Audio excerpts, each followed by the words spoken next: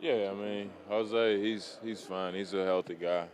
He always takes care of his body. He's always lifting. He's always stretching. So, when it comes down to things like that, his body is going to respond the right way.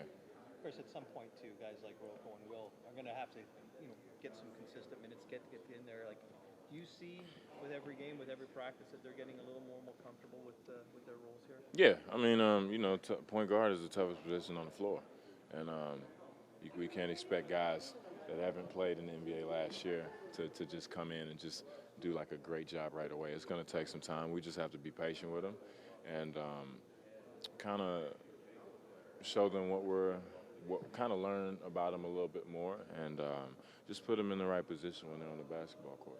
Chris, given the inexperience of those two younger players, can this team win without Calderon at this point? Well, I don't know. I mean that's asking a lot. I mean, I don't know. It's a tough position to put them in. Yeah, I mean it's a very tough position, especially at our point guard. And you take away any team starting point guard, it's going to be a little tougher on them. But you know, as the season goes on, I'm sure they're going to get more experience. So if something does happen down the line, they'll be ready to play, and we possibly can get wins with them. How much does the pace in this league pick up when it's starters versus reserves? How much of an adjustment is there? Well, I mean, it just depends on the personnel. Most of the time, I've been around for a little while. I'm used to it.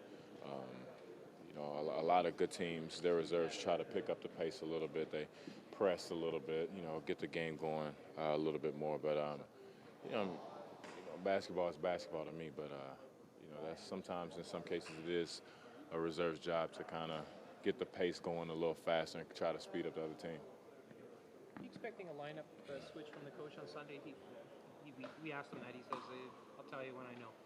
Seems he might be considering it. I'm just wondering what the players think. I'm not sure. I'm sure we'll just go along as usual. If he changes something, I'm sure he'll let us know. So, we'll just go on and take care of business as usual. But until that time, until he changes something, we're always on standby. Do you think it's needed, Chris? That's why I'm glad I'm not the coach. Sometimes, you have to make tough decisions, but I'm just glad I don't have to make those decisions and I don't have to answer those questions.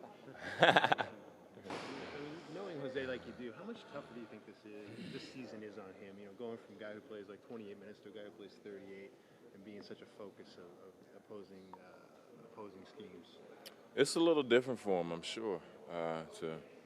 From going a little bit of time to prime time. I mean, it wears on your body just a little different, but I think Jose is ready for it, and he just have to make little minor adjustments. He has to be used to staying in the game for an extended amount of time, and sometimes not being able to come out, because if he's on a roll and the team is doing well, he's such a good player. Sometimes you just want to leave him out there, and instead of subbing him out, coach might want to call timeouts to get him some rest or something like that. I've been there before. I'm still there now, and you just have to get used to it.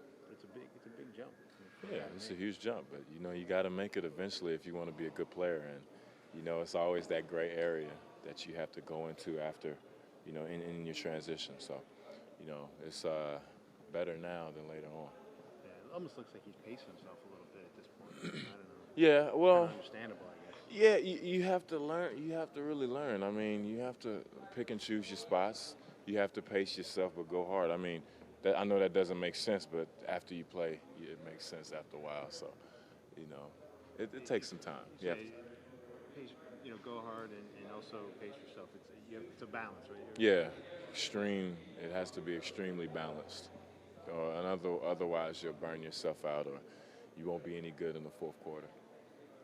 Chris, everybody has to step up and do some other things in the absence of Jose Calderon, but you individually, what will you have to do to kind of facilitate the process while Jose, if he's not in the lineup?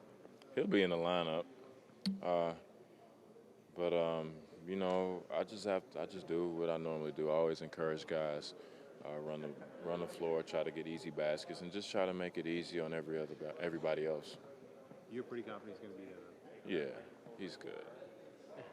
If something did happen, we had a day off yesterday. We came back today. We still have another day. I mean, he can have 3 days of rest in between, game. So if it was any time for that to happen, it's sad to say that, but now is the best time. As you were saying, the team's been pretty good with injuries so far. But is there one injury that basketball players early in the season are susceptible to? Danger, like a hamstring or something like that? No, not really. I mean, I don't know. I mean, injuries are so funny. You never know what you can get or anything like that. But I mean, if it's something with the muscle, you just hope it's mild and not too severe. That way, you can get right back into action.